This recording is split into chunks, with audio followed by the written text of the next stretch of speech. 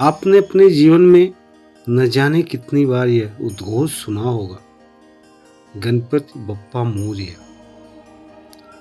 सड़कों पर, मंदिरों में, घर घर की चौखट पर गूंजता यह नाद हर दिल को उमंग से भर देता है, हर आत्मा को भक्ति में डुबा देता है। लेकिन क्या कभी आपने ठहर कर सोचा है, आखिर यह जयकारा जन्मा कहां से?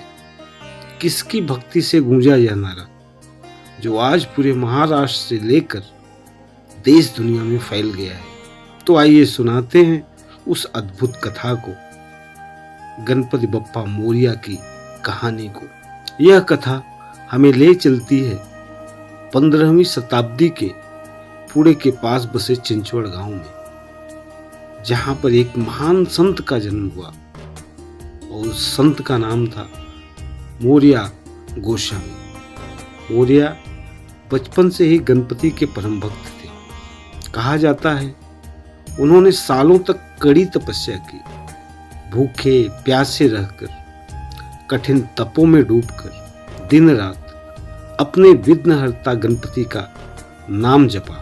उनकी भक्ति इतनी प्रबल थी कि स्वयं गणपति उन पर प्रसन्न हो उठे और एक दिन भक्ति पथ पर चलते इस साधक के सामने प्रकट होकर बोले, हे मोरया, आज से तुम मेरे सबसे प्रिय भक्त कहलाओगे।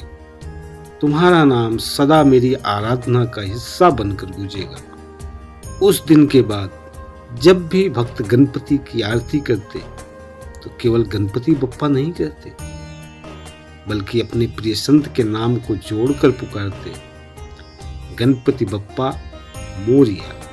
यानी गणपति भी अपने भक्त के साथ एक हो गए। भक्ति और भगवान का यह अद्भुत संगम आज भी हर गली, हर मोहल्ले, हर चौक चौराहे पर सुनाई देता है।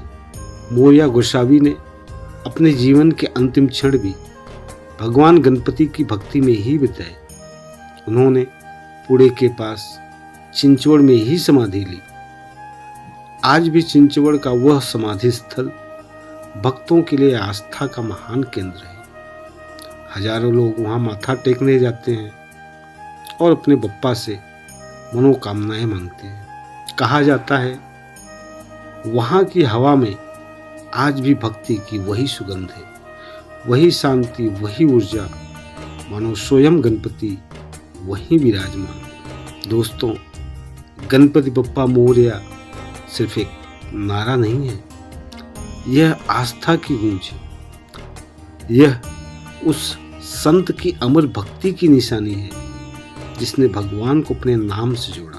जब भी यह उद्घोष गूंजता है तो केवल भगवान का ही नहीं, बल्कि संत मोरया गोस्वामी की तपस्या, उनका त्याग और उनकी भक्ति भी याद आती है। तो जब अगली बार आप गणपति उत्सव में या किसी आरती में यह नारा सुने, गणपति बप्पा मोरया, तो याद रखें कि यह उद्घोष केवल आस्था का स्वर नहीं, यह संत और भगवान के प्रेम का प्रतीक है।